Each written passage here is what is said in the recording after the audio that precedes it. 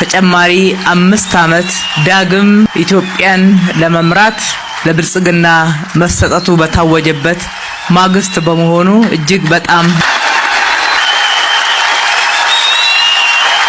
በጣም በልዩ ስሜት ሆነን ነው። ይገባናል ህዝባችን እንደገና ሲመርጠን የተሻላችሁ ነው ብሎ እንጂ ሁሉ ነገር ጥያቄው ተመልሶለት ሁሉ ነገር ሞልቶለት እንደገናም ደግሞ ስንሰራም በሁሉ ነገር በጣም ትክክል ናችሁ ብሎ አይደለም። ነገር ግን እድል ብንሰጥ ማሻሻል ይችላል። እድል ብንሰጥ አንዳንድ ክፍተቶችን ማረም የሚችለው ያው ብልጽግና ነው። እድል ብንሰጥ ጥያቄዎቻችንን ለመመለስ ተጨማሪ ጊዜ ያገኛል። እድል ብንሰጥ በተሻለ ሁኔታ ያገለግለናል የሚል ኃላፊነት እንደሆነ ይገባናል። ይህንን ኃላፊነት በቅንነት፣ በታማኝነት፣ በታላቅ አክብሮት በተግባር ላይ ለማዋል እናንተን ይዘን እናንተን አስተባብረን እንደወትሯችን እጅ ለእጅ ተያይዘን እንደምንሰራ ለእናንተ ዳግም የምናረጋግጥበት ቀን ነው። ድምጽ አግኝተን መልሰን ትልቅ ኃላፊነትን ለመረከብ የምንዘጋጅበት በትልቅ ትጋት የበለጠ ለመወጣት የበለጠ እንቅልፍ የምናጣበት እንጂ ተመረጥን ብለን የምንኩራራበት ምክንያቶች የሉንም። ምክንያቶቻችን ሀገርን ማገልገል ነው። ምክንያቶቻችን ኢትዮጵያን መለወጥ ነው። ምክንያቶቻችን ሀገርን መገንባት ነው። ዋናው የምንፈልግበት የህዝብን ድምጽ ሀገራችን ከድህነት ትወጣ ዘንድ የጀመርነውን ልማት ማስቀጠል ነው። ሰላምን ዘላቂ ማድረግ ነው። ህዝባችን የተጠማውን ዲሞክራሲ መገንባት ነው። ህዝባችን የጣለብንን እምነት የሰጠንን ድምጽ የቃል ኪዳን ውል አርገን እንወስደዋለን። ይህንን እምነት ገንብተን ለህዝባችን የኑሮ መሻሻል፣ የኑሮ ጫና መቀነስ፣ የአኗኗር መዘመን አርገን እንደምንከፍለው ቃል እንገባለን። ገዳም ሰፈር ተብሎ የሚጠራ 8 የመኖሪያ ህንጻዎች በ9 ወለሎች የሚገነባ እሱ እንደተጠበቀ ሆኖ ተጨማሪ እዚህ አካባቢ ቢዝነስ ስላለ 2 ተጨማሪ G+4 የገበያ ማዕከላትን እንገነባለን። ይሄ የመጀመሪያ ምዕራፍ ነው። ለመኖር ምቹ ባልሆነ ለመውጣት ለመግባት እጅግ አስቸጋሪ በሆነ እጅግ በጣም የዘመሙ ጎጆዎች የሚታዩበት የወዳደቁ የቀበሌ ቤቶችም እንዲሁም የግል ቤቶችም ቢሆኑ አካባቢውንም ሆነ ከተማዋን የማይመጥኑ ሆነው አርጅተው ዘመናቸውን ጨርሰው መልሰን እንድንገነባቸው ጥሪ ሲያደርጉ ከቆዩ ከርመዋል ማለት ነው። መመልከት ለሚችል አይን ይሄ ሰፈር መቀየር ያለበት ዘገየ ካልተባለ በስተቀር በፍጥነት መቀየር እንዳለበት ሁሉንም የሚያስማማ ነው።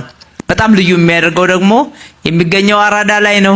የከተማው ዋና እምብርትና የሚገኙበት አድዋን፣ መዘጋጃ ቤትን፣ ሌሎችም ትልልቅ ሐውልቶችን ከቦ የሚገኝ አካባቢ ነው። ብዙ ቱሪስቶች የሚመጡበት ገመናችን ደግሞ በሌላ በኩል እዚህ የሚታይበት ሁኔታ ደስ የማይልበት ነውና ቶሎ ብሎ ይሄንን መቀየር ያስፈልጋል። ከማንም በላይ ግን የምንሰራው መጀመሪያ ላይ እንዳልኩት ለህዝባችን ምቹ የመኖሪያ አካባቢን፣ ምቹ የመኖሪያ ቤትን፣ ዘመናዊ አኗኗርን፣ ኑሮና አኗኗሩን ማዘመን ማሻሻልን መሰረት አድርገን ነው።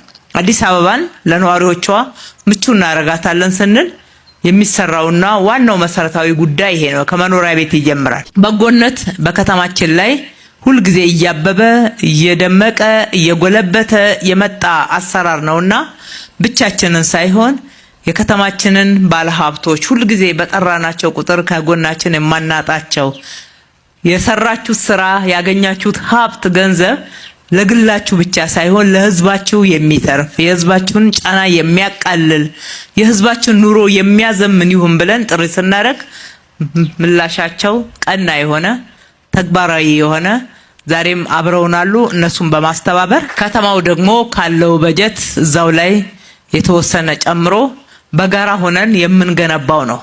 ስለዚህ ዛሬ የምንገነባው እናንተ የጣላችሁብን እምነት የሀገራችንን ጽናት ትብብርን የምንገነባው አብሮነትን የምንገነባው ምቹ የመኖሪያ አካባቢን ብሎም የኢትዮጵያን ብልጽግና ነው። ሀገራችንን በመገንባት እኛ ከደህንነት እየወጣን በዓለም አቀፍ ደረጃ ደግሞ ክብራችንን እየተጎናጸፍን መቀጠል ይገባናልና ለዚህ ሁላችንም እንትጋላለሁ። በዚህ ፕሮግራም ላይ ተገኛችሁም ያልተገኛችሁም ለእንደዚህ አይነት ፕሮግራም ተተባበሩ ዘንድ ጥሬም ማስተላለፍ እወዳለሁ።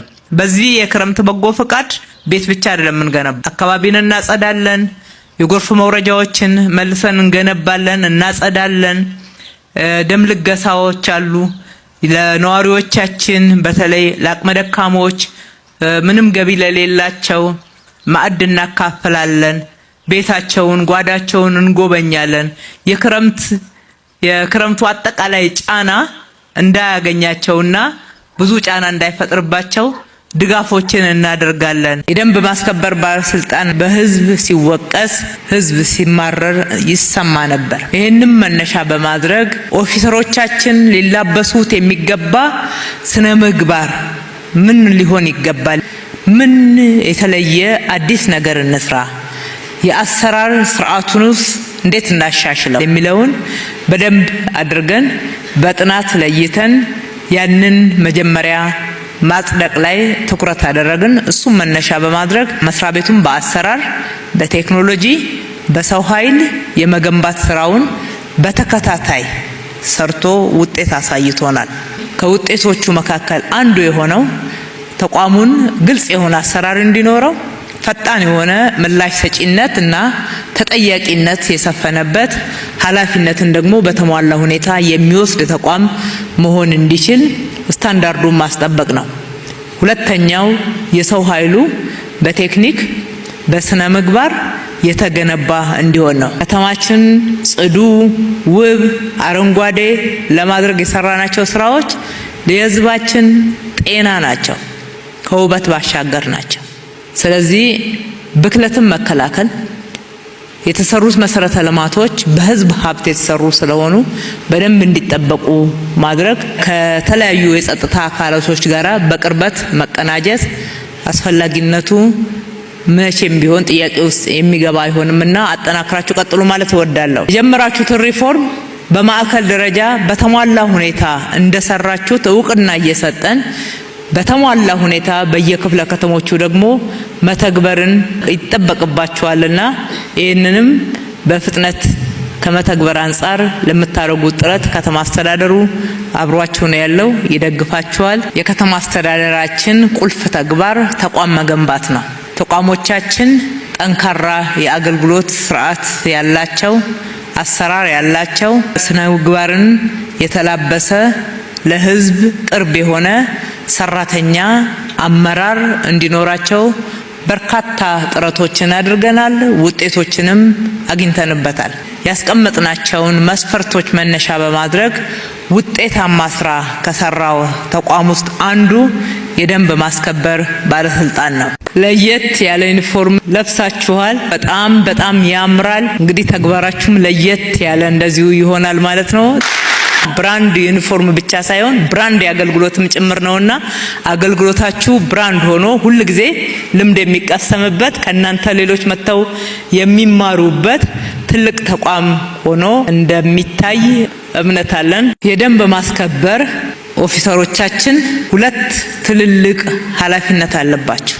አንዱና የመጀመሪያው ስታገለግሉ ደንብን ስታስከብሩ እናንተ ህዝባችሁን በፍቅር በርህራሄ በቅርበት በቅንነት ማገልገል ይጠበቅባችኋል። ሁለተኛው ለህዝብ ጥቅም ሲባል የወጡ ደንቦችን በሚገባ ደንቡን በደንብ እንዲከበር ማድረግ ነው።